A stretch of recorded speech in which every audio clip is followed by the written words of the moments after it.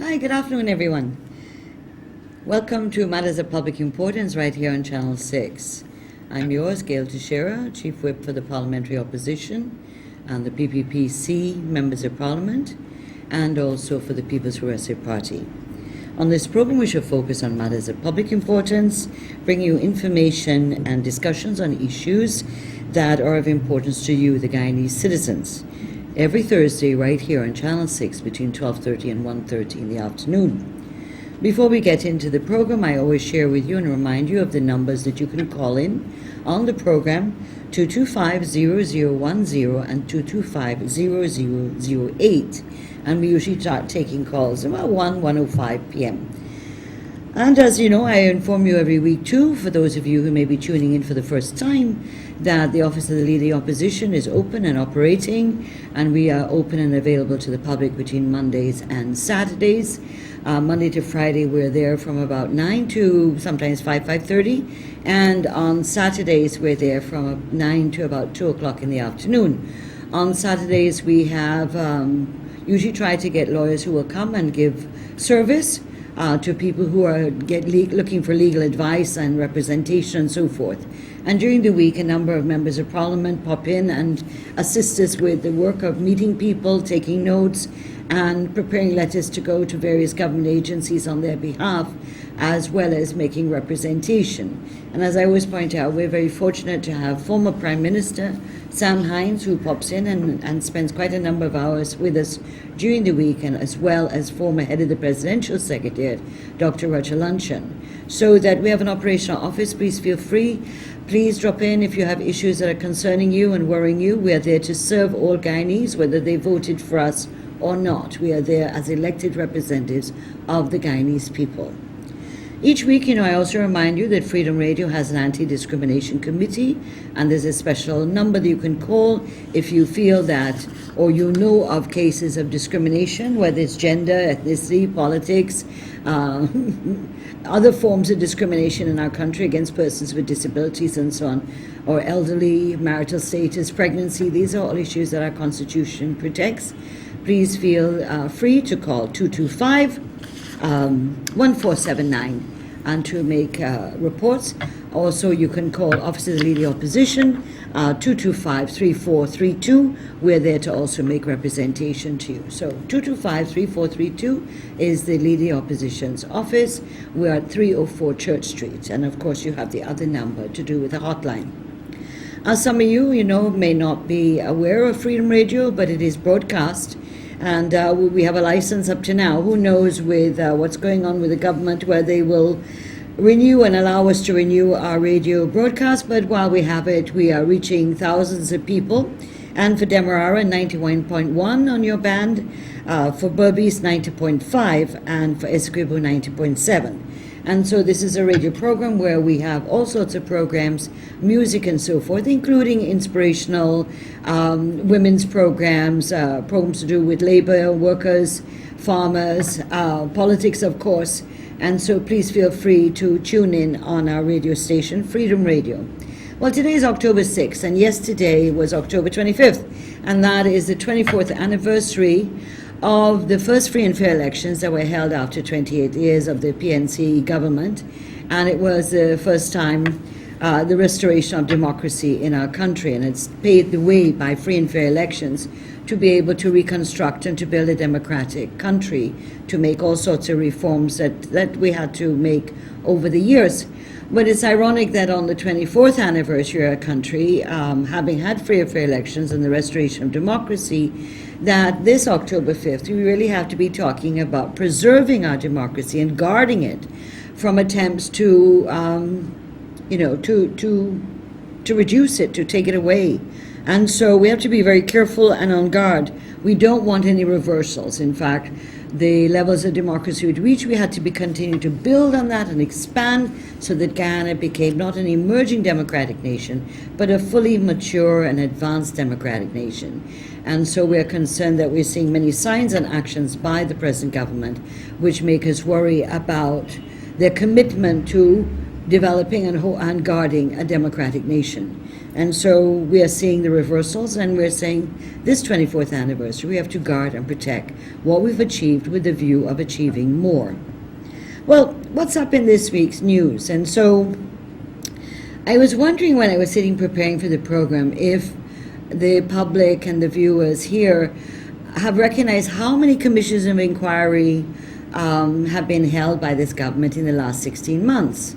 When in the last parliament, the then leading opposition, Mr. Granger, was calling for commissions of inquiries on a river accident, on Fort Kanji, on the crime wave, and so forth, on a number of areas, including veterans and so forth. And so a number of these things, in our view, didn't necessarily require a commission of inquiry, but obviously boards of investigations and or various mechanisms that are available to our country. And in fact, at one time, we made a joke amongst ourselves as MPs that Mr. Granger was the COI man, Commission of Inquiry man.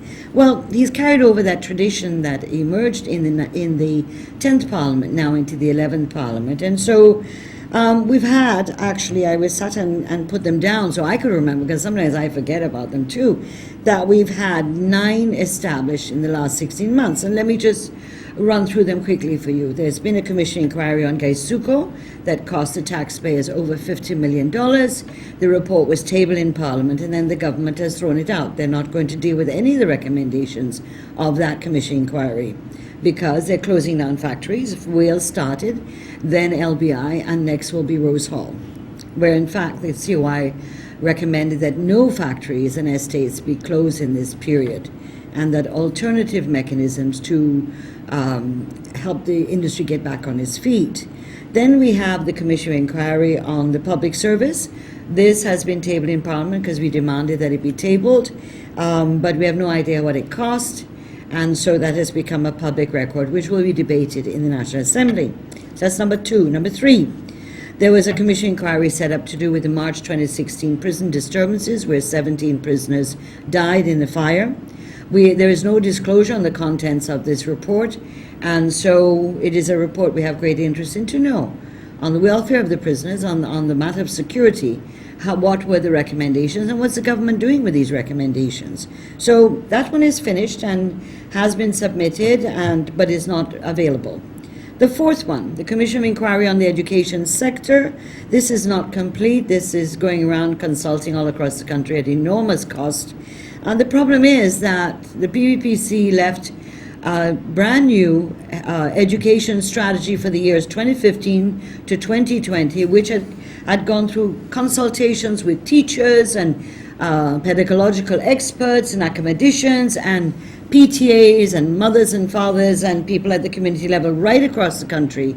They've thrown that out apparently, and they're starting all over again. The problem is they're running all over the place, and it's still not finished, and I don't believe it will match the level of the education strategy that was done by the PPP. Then we had the 5th one, the Commission inquiry on the Sophia Holding Center, the Children's Holding Center fire. And this one we know is headed, this was a one-person commission inquiry, headed by an ex-military officer, no disclosure. The 6th, the commission inquiry on the Dataram disclosures concerning the KANU. This was also finished, and it was headed by a one-man, ex-military officer. As I said, no disclosure. And one would think, why isn't there commission, since we're in the fashion of commission inquiries, why hasn't one been summoned to have a commission inquiry? How did Dataram escape? How did the judge and the magistrate give him bail when the Narcotics Act does not allow you to have bail for any quantity of cocaine? But, there's no indication now of a commission inquiry of that.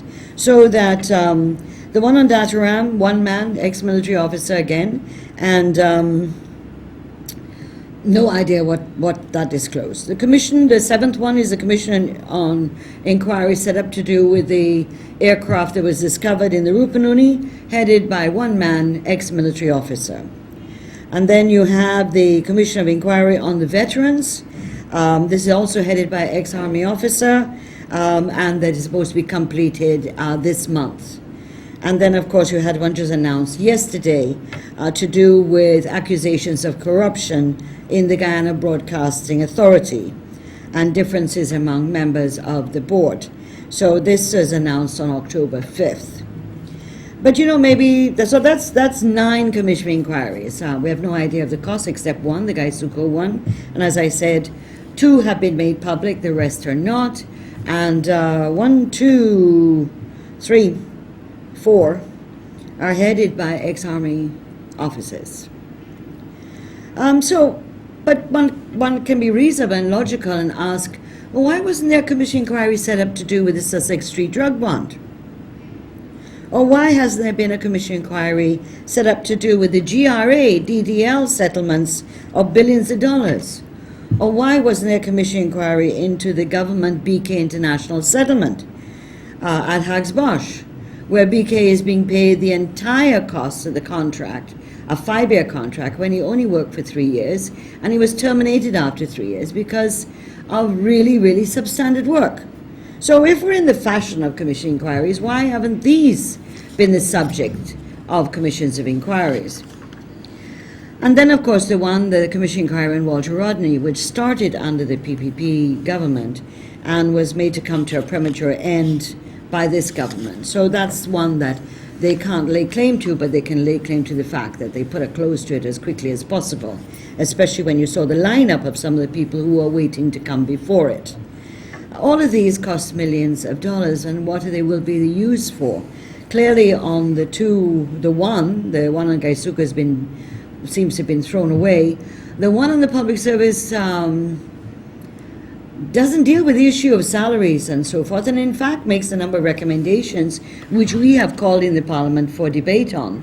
It is recommending that the age of retirement be increased to 65 years old, and a number of recommendations to do with persons on contract and so forth, which would have some major implications on people in the public service. So that will be debated. We have no idea what it cost, etc., but it took several months. The problem with this government, they seem to want to throw, as my mother used to say, don't throw the baby out with the bathwater, But this government is so anxious to show what they call fresh start. Everything is fresh start. When we challenge them in Parliament, they say fresh start. And so they're so anxious to show that they are fresh start, that they're abandoning anything and everything the PPC government had in place, whether it worked or not. And so they're throwing out what are really good programs and what benefit people, and they're also trying to be innovative and create new ones. And half the things are not working. They threw out the terminated 1,972 Amerindian community service officers and promised in 2015 August, the Vice President promised that they would bring in a new program to employ these people. Well, what they brought in was HAZE, the Hinterland and Entrepreneurial Youth Skills Program, put $1 billion in it, and it went to meet the town council when the parking meters and other issues were really upsetting people all over the place and was all over the papers. Why did the cabinet approve this contract? It is the cabinet approved the contract, not the city council. It had to go to cabinet because it's over the limit of what the city council can deal with. Why did the cabinet appoint Basil Williams to examine the parking meters contract to see if it was in order? If, as the speaker says, it doesn't officially concern the government. And so, well, we'll see what's going to happen because we are discussing amongst ourselves, And why, if the minister doesn't have these powers under the Municipal and District Council Act, how is it that this same minister in the 6 tied local authority areas appointed APNU mayor, deputy mayor, and 5 chair and vice chair in the tied local authorities when he has no such powers?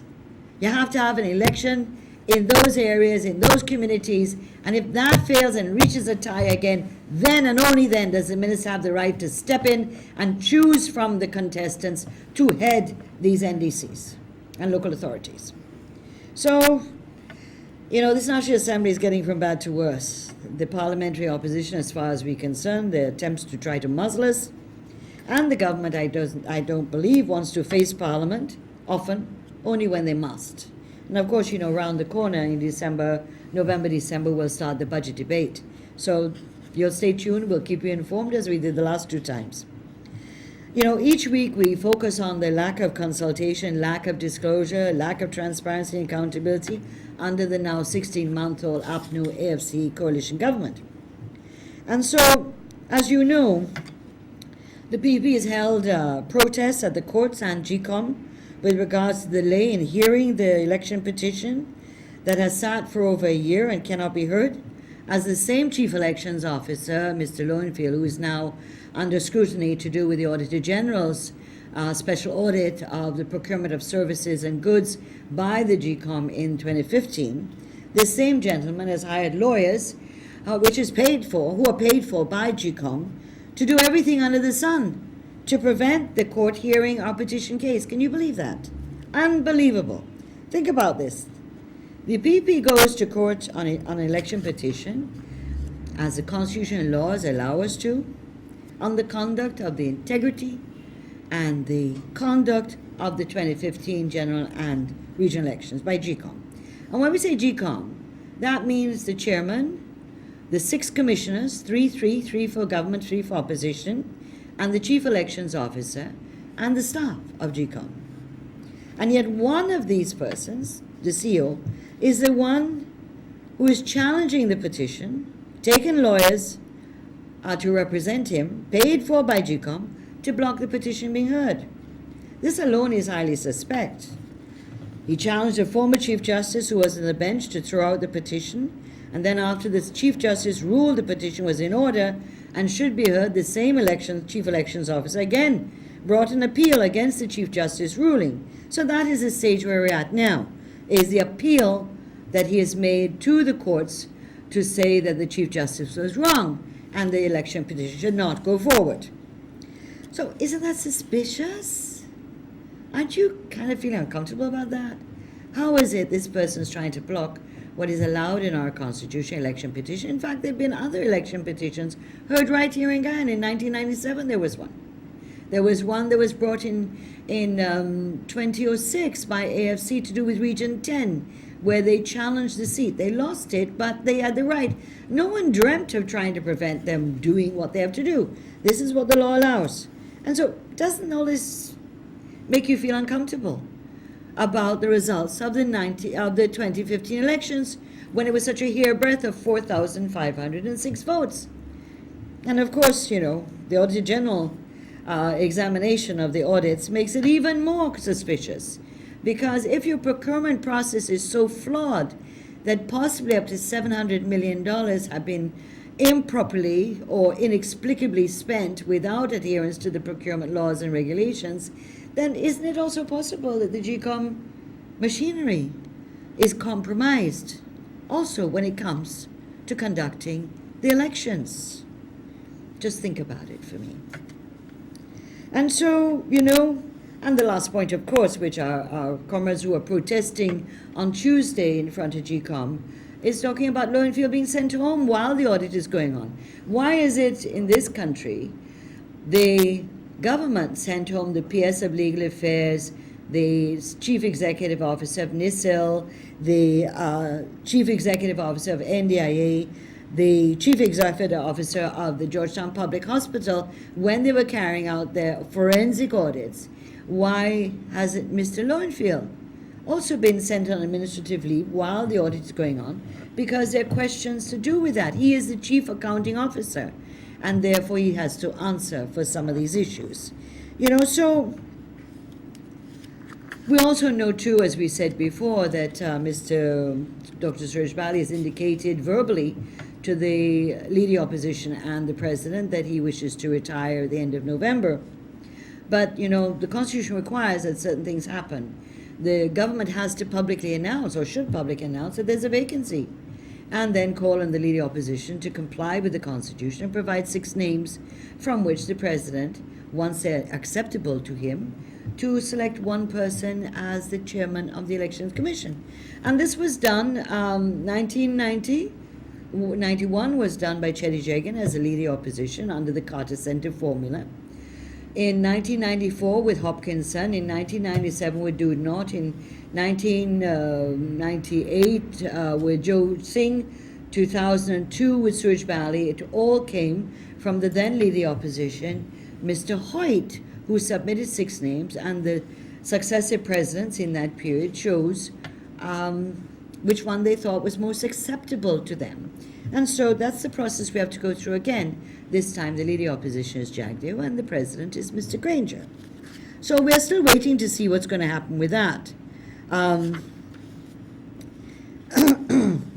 But you know, the 2 weeks ago I showed you, we started talking about 16 scandalous scandals and scams right here on the program. It's the first time I brought it out in the public. And there were 16 I could list in 14 months of this government, an average of 1 a month.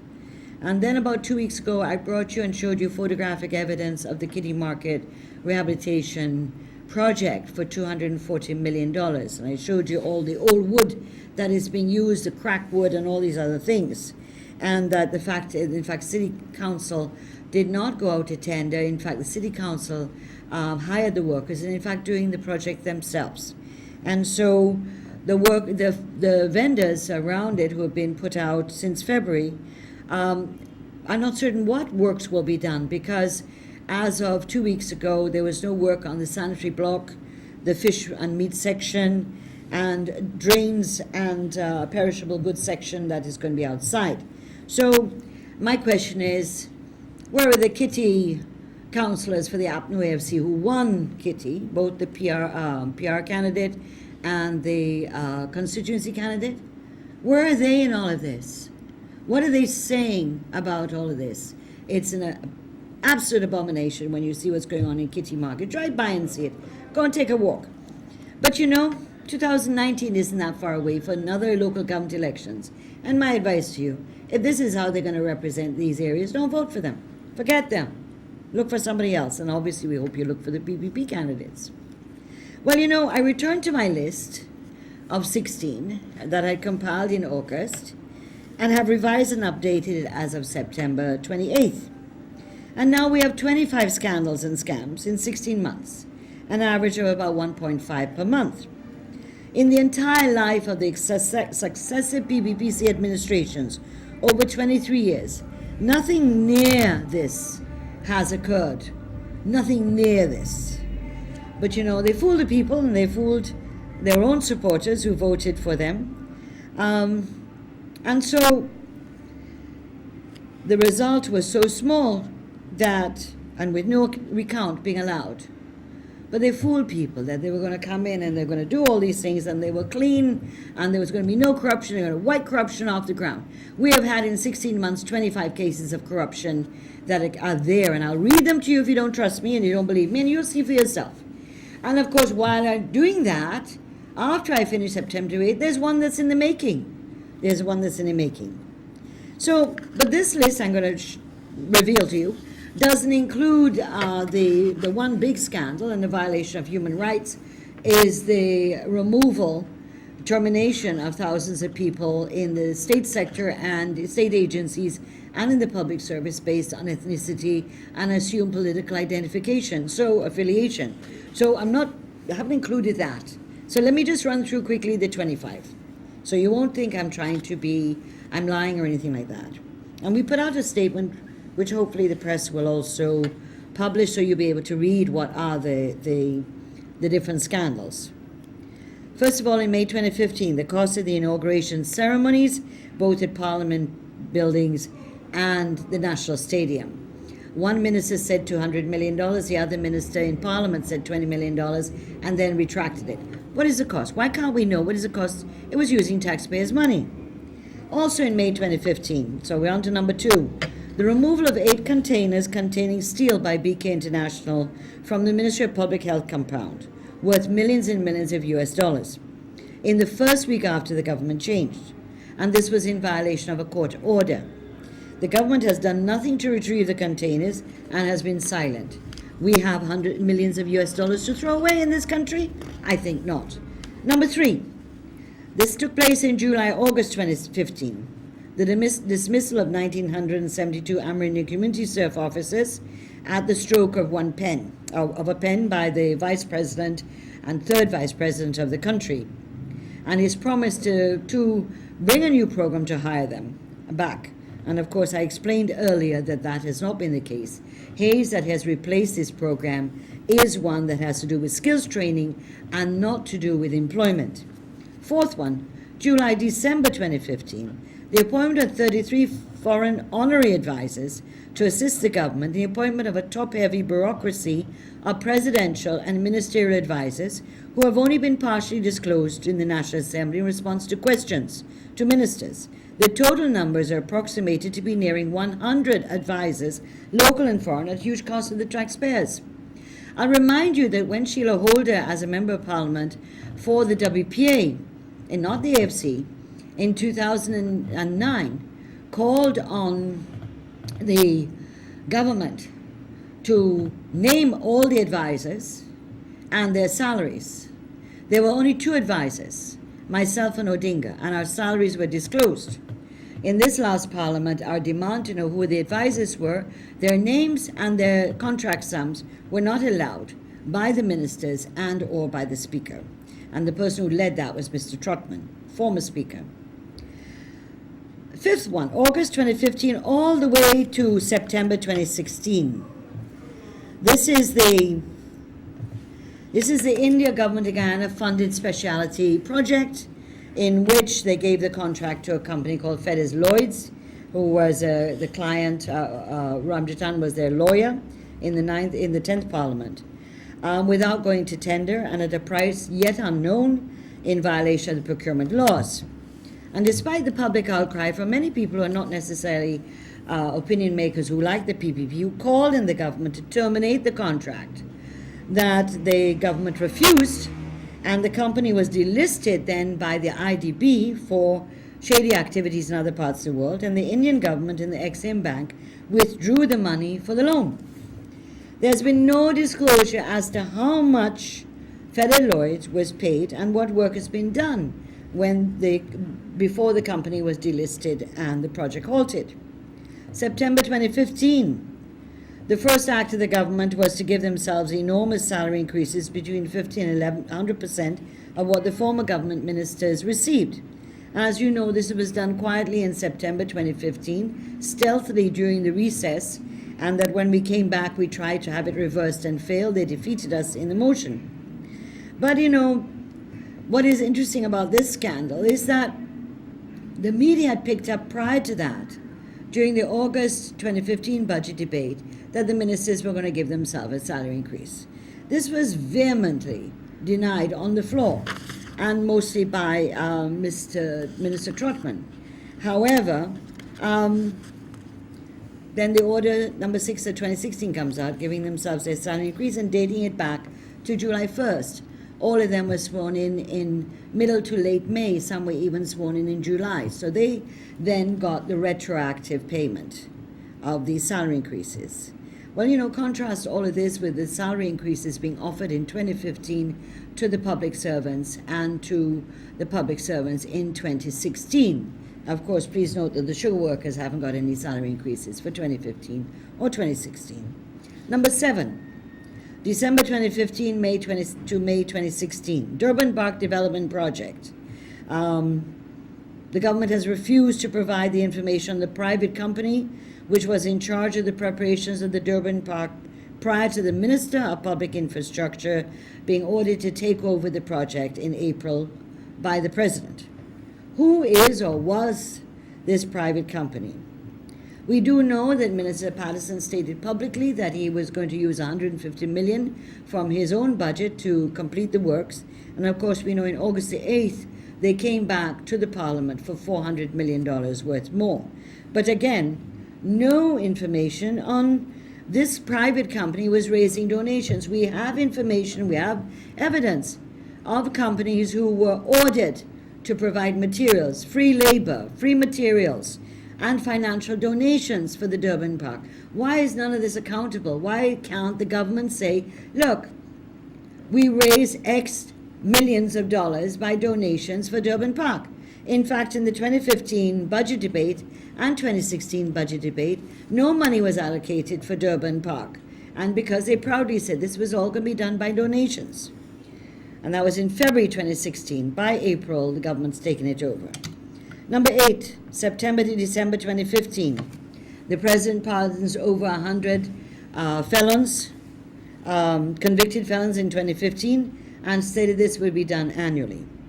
Our attempt to find out, as he said, these were felons with non-violent criminal backgrounds and juvenile offenders. In fact, those that have been caught and returned to the and reconvicted on other offenses since they were released were not non-violent criminals, and they were not first offenders. So we asked questions to do with what was the criteria for the pardoning and so forth. Of course, the Speaker refused us to have this right to ask, as he said we were abusing questioning. Number 9, the Rhodesia case at the Caribbean Court of Justice and the payout to Rhodesia.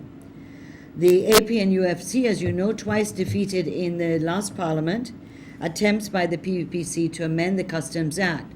So we could have tried to preempt the case going to the Caribbean Court of Justice by Rhodesia, and therefore tried to save millions of US dollars. However, they defeated us twice in the 10th Parliament. But once the case was heard and the CCJ ruled, the APNU AFC coalition government settled to repay the entire amount to Rhodesia of 16 million US dollars, which is what they were claiming, without any negotiations for a debt repayment schedule, and also no attempt to get the company to pay what were millions of dollars to the Guyana Revenue Company, GRA.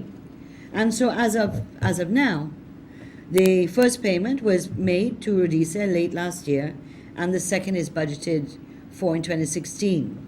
And so again, they have not paid back, as far as we know, the millions of dollars they owe for taxes. Number 10, September 2015 to April 2016. And this is where we talked about in this program over the months, the cleanup campaign. Hundreds of millions of dollars are spent on the cleanup campaign with no public tendering and hand-picked companies. In some cases, new companies were created with no experience to facilitate this corruption. The issue of attempt to have accountability at the Mayor and City Council and to have an audit has been rebuffed over and over by the Mayor and the Clerk of the Town Council. April 2016, number 11. The write-off of debts owed to Guyana Revenue Authority and the nation by DDL worth billions of dollars. And we only knew about this when the DDL put out a press release on a Saturday morning in April announcing that they'd received this debt write-off and the amount. If they did not do that, we would have known nothing. And so we have to appreciate DDL at least coming out publicly and honestly and declaring it. We don't agree with it at all, but we are appreciative of that fact. 12, April 2016. More write-offs by DDL to other companies, particularly companies who had financed the AP and UFC electoral campaign worth hundreds of millions of dollars. And Minister Trotman said, these companies have to be compensated because they made a financial investment in the APNU AFC during the election campaign. Again, April 2016. Following the local government elections of March 2016, the Minister Bulkan, in violation of the statutes governing the local government system, appointed the Mayor, Deputy Mayor, and the 5 chair and vice chairs of the tied NDCs, local authorities in other words. And although 3 of the NDCs had a plurality, 2 of the local authorities had a plurality of votes for the PPP and 3 for the APNU AFC, he gave the top post to all APNU candidates. And so this is a scandal as well as a violation, and this matters before the court. May 2016, write-offs by the APNU-dominated City Council to many companies for millions of dollars of debts owed in rates and taxes for undisclosed amounts. This is now a City Council that's cash-strapped. It can't pay the contractors, particularly the garbage collectors, and it can't pay its workers on a timely basis, as you saw a number of picketing this week. Yet they could have given write-offs, including the former mayor, etc. All got write-offs of debts they owed to this. And by the way, one of the debtors to the City Council for a very large and sizable amount is Congress Place, the PNC properties in the city. And so why aren't those being gone after if you don't have money to pay the garbage people and the workers of the City Council? The cost to the Treasury of these write-offs is enormous and is considered to be somewhere around 25 to 36% of the budget 2016 of $220 billion. April 2016 to the present, well, we talked about the parking meters contract and the lack of consultation, the lack of adherence to the procurement process, no tendering, no nothing, and the scandal deepens. And I pointed out our attempt now to take it into the highest forum of this country. The legislature is being rebuffed by the Speaker. So we continue to struggle on, though. There is nothing that's going to intimidate the PPP in this struggle to expose what is wrong in this government and to be able to ensure that we guard our democracy, we guard the rights of the people of this country, and guard the judiciary, and so on. So, 2015, number 15. Number 16. Well, you know this one well. The 3-year pharmacy bond between the Ministry of Health and Linden Holding Company, which was not tendered for by Minister Norton's own admission on the floor of the National Assembly. And you know, we will be submitting the privilege motion, and it will be interesting to see what will be the reaction of the Speaker in all of this. I'm waiting with bated breath to see if he'll allow the privilege motion to go through, calling for the minister to be called before the privilege committee for misleading the House and misleading the nation in relation to this procurement of a pharmacy bond. The contract said it was a professional office with no facilities for a pharmacy. Number 17. We've also referred to this before. The Government of Guyana BK International settlement of $1.17 billion for Hags-Bosch. And the Ministry of Community Settlement of this came, and it only came to light because they had to bring a supplementary financial paper on August the 8th, where we learned that the settlement was made, and in fact, our first payment had been made to BK somewhere between December and January, and that the second tranche, the $501 million, was coming out of the supplementary financial paper before us. The third one, they said, would come out of 2017 budget. But of course, you know, as I said early in the program, the settlement pays BK International for an entire 5-year project when they only worked for 3 years and the work was substandard. So, number 18, we're getting there. April and August 2016, the fuel licenses that were granted to a number of supporters and APNU officials, including government officials, for the importation of fuel into this country, including the fuel licenses granted to Dr. Van West Charles for a company he has, while at the same time he is the chief executive officer of GWI, and GWI imports fuel for acquires fuel for the use of the Water Authority.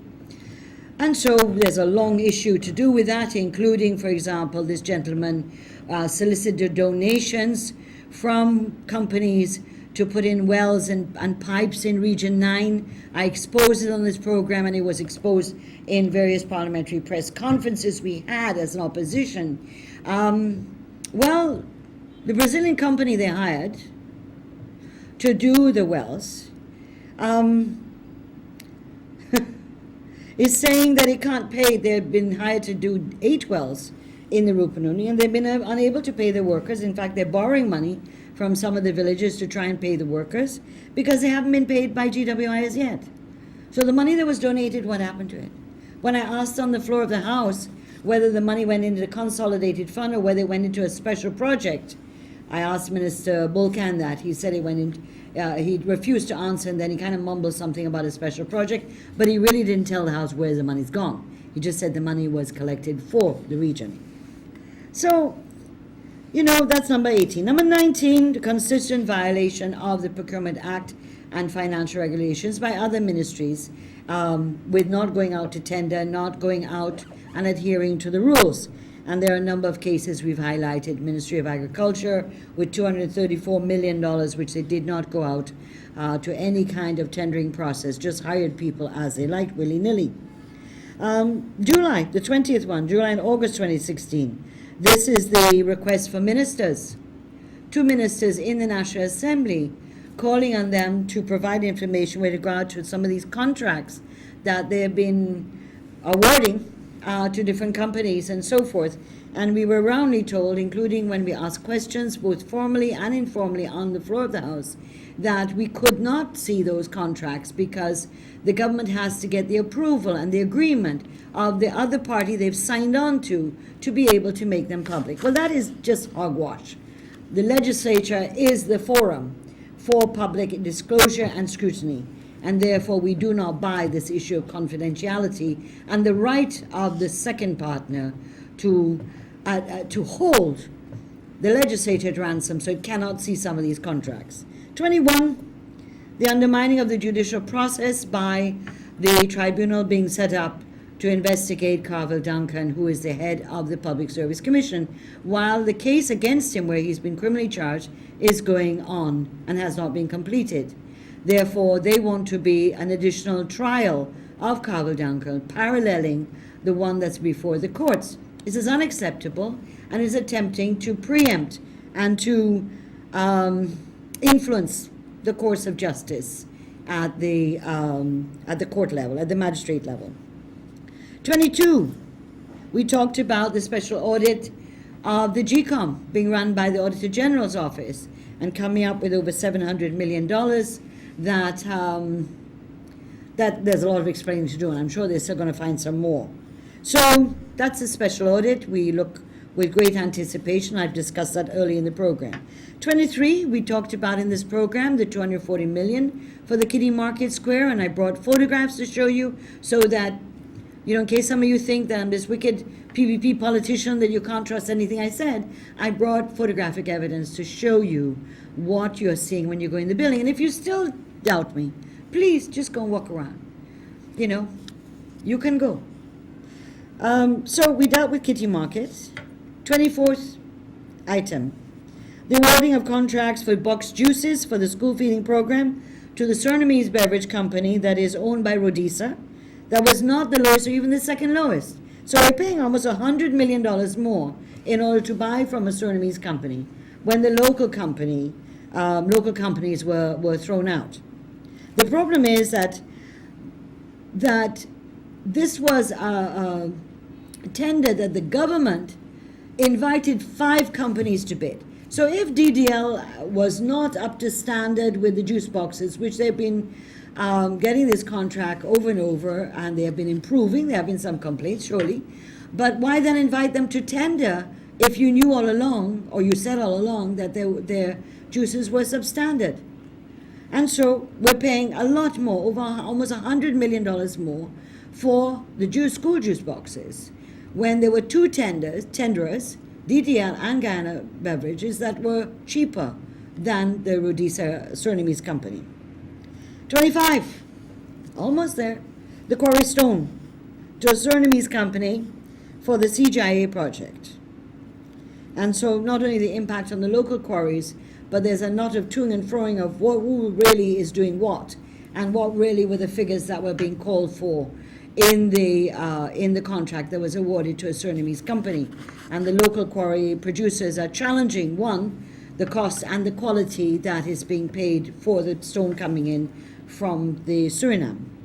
And we have that, and a number of this chicken importation issue. The Ministry of Business put on their website all the names of the companies, individuals who they've issued importation license for chicken. From January to July is one batch, and then August to December is the other batch of 1.9 million pounds of chicken. But there are a number of companies listed there who don't exist. So how were you able to give a license to import when the companies, at least 2 companies are not listed at all? They're not registered whatsoever. When you as a person go to get your driver's license, you got to show you pay your income tax.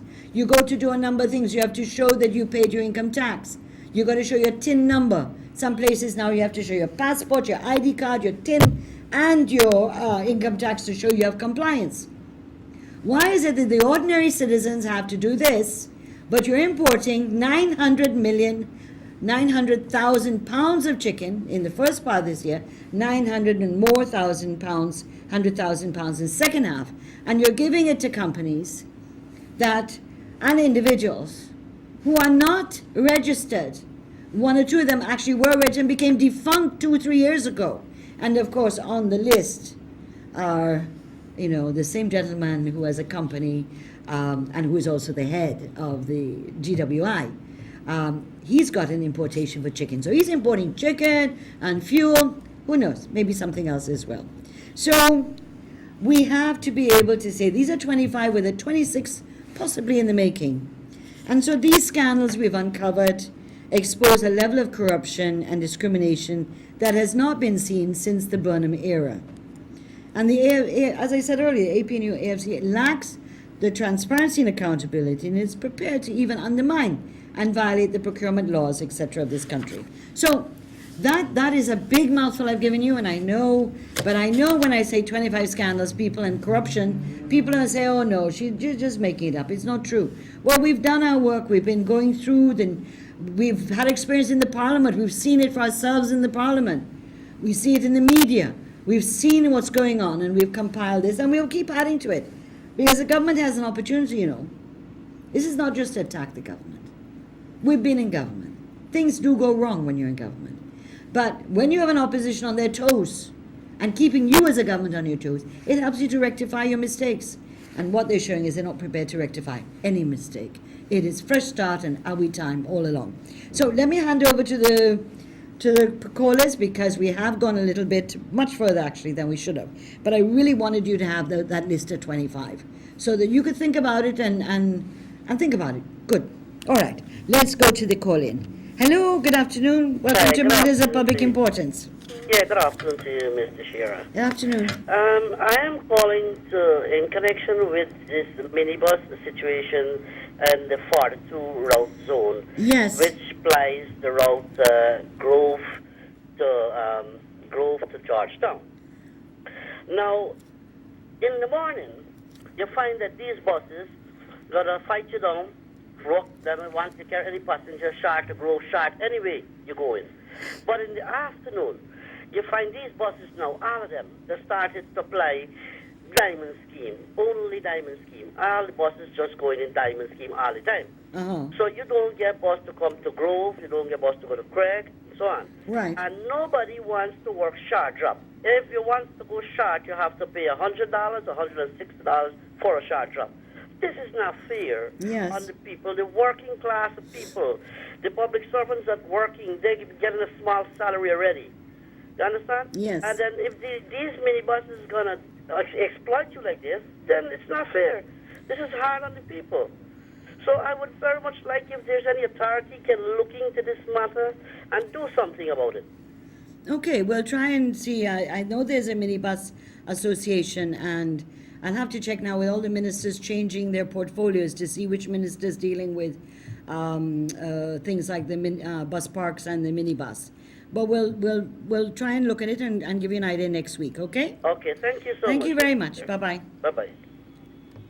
Hello, good afternoon. Welcome to Matters of Public Importance. Hello? Very sorry, this not... Okay. I think I lost somebody. Thank you. Yes, welcome to Matters of Public Importance. Good afternoon. Good afternoon. This coalition is a big fraud. I think it's 10 times worse than 10 times corrupt. 2 days ago, a policeman knocked down a woman at Division 2 on the West Coast here in Yes. an elderly woman. And I feel this policeman should go in the lockup like everybody else until the inquiry is finished. That way call good government. The policeman gets the penalty as everybody else. That they are the people swear to protect and take care of me and you, and they are the people doing the dangerous driving and killing poor and ordinary. It's not fair to people. Yeah. The police force is very, very corrupt. Yeah, this is a senior officer. Also, He's a senior officer. Yeah. Yeah. I feel he should go in the lock up like everybody else until the inquiry is finished. Not saying he leave with pay. No. And that policeman shoot up one by mistake, he gets sent and leave with pay. These people should have been in the lock up back of ours until the investigation finished. Yes. I appreciate your point. Yeah. All right. Thank you very much for calling.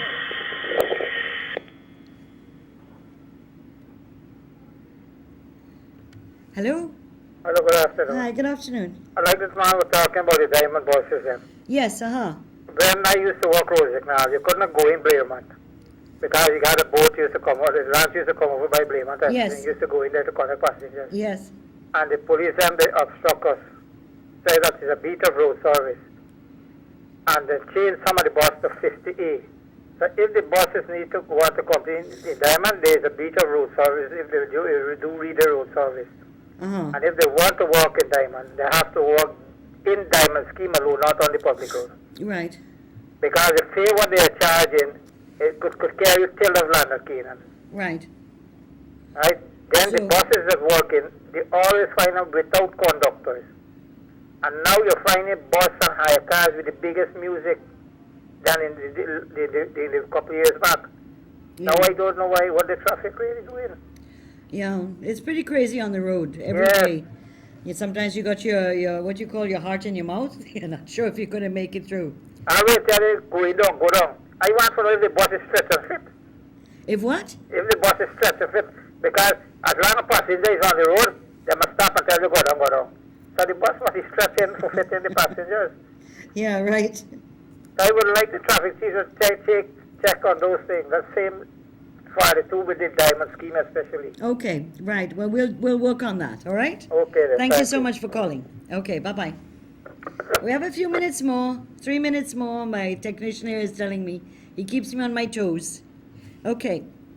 Hello, good afternoon. Welcome to Matters of Public Importance. Okay. Hi, good afternoon. Welcome to Matters of Public Importance. Hey, good afternoon. Yeah, we just have a short time, so I'm happy Alright, you're then. calling in, but I've got to be very crisp. I've now tuned into your program and I'm Yes. into your program. I don't know what's the topic, but I just like to give a contribution towards the program, to give a viewpoint. However, we have a government for a year and 5 months. Hello? Yes, I'm listening to you very carefully, We have a sir. government for a year and 5 months, and many have seen there's some progress in fact, and there's no progress in certain area as yet. But I think what should happen is that we need unity between the government and the opposition to work together for the betterment of the people of Guyana. Like, for in fact, you guys are in power for 23 years. I think the government and the opposition come to agreement on around the table. And you guys should share the view, like, for example, Home Affairs Minister share view how to deal with crime and such like. Because we need to move forward with this country, and 50 years, we should have been better. We should have been far better developed for 50 years. And I'm a young Guyanese, and I'm watching to see what is going on around this country and where my vote will go in the next election. Thank you. You're welcome. Thank you for calling in. I think that if you were to ask every Guyanese, what do we want in our country? We want unity. We want to move forward. We're proud of being Guyanese. We want to see our country change. And so the point that the young man raised about unity and how do we get that and how is it possible, I will take him up on that. And not in the next program, because I will have to have a little shift in the program Thursday. There will be a program Thursday, but I won't be here. We'll have something else. But at the week after that, I promised the young man calling in, I'll take up that issue. We'll look at it and examine it in terms of national unity, what's missing, what is required of both government and opposition, and what have been the many attempts to try to reach that. So, because, and things in Guyana, as in any country, no country is an island. We're all infected by what happens in other parts of the world and so forth. So, I thank the caller for calling in, and I think it's an important issue we need to talk about. Not just talk about it rhetorically. Yes, we want national unity. I've heard enough of that. I've been in politics for too long, from the age of 24, and I won't, at least on television, say how old I am, but I'm getting there. But I'm not as old as some of the guys who are in government, I tell you that. When I sit in some of the meetings with them, I'm the youngest in the group, so don't laugh too hard. But anyway, we need to talk about this, because these rhetorical statements that come out about national unity isn't enough. I think the people of this country deserve to have a discussion on really what we're talking about. And is there the appetite for that? Is there a political will for that? And how can the populace influence that? How can the people? They voted. They voted for their government. They voted for the PPP. They voted for the Avenue AFC. They have a voice, not just every 5 years. So I won't be here with you next week, but there will be a program. So tune in on the 20th of October. I will be away, but I'll miss you. But I'll be back. Don't you worry. So next program is the 13th of October. I won't be here. I'll be with you on the 20th. And so have a wonderful weekend. And, I always tell you, don't drink and drive. We want you to be strong and healthy and live a very long life with your loved ones. And, of course, have a blessed week. Stay safe, and we'll meet back again. All right? And I promise, as I said, the young man who called in, we're going to talk next time about national unity. Okay? Bye-bye. Have a great weekend. Be good. Stay safe.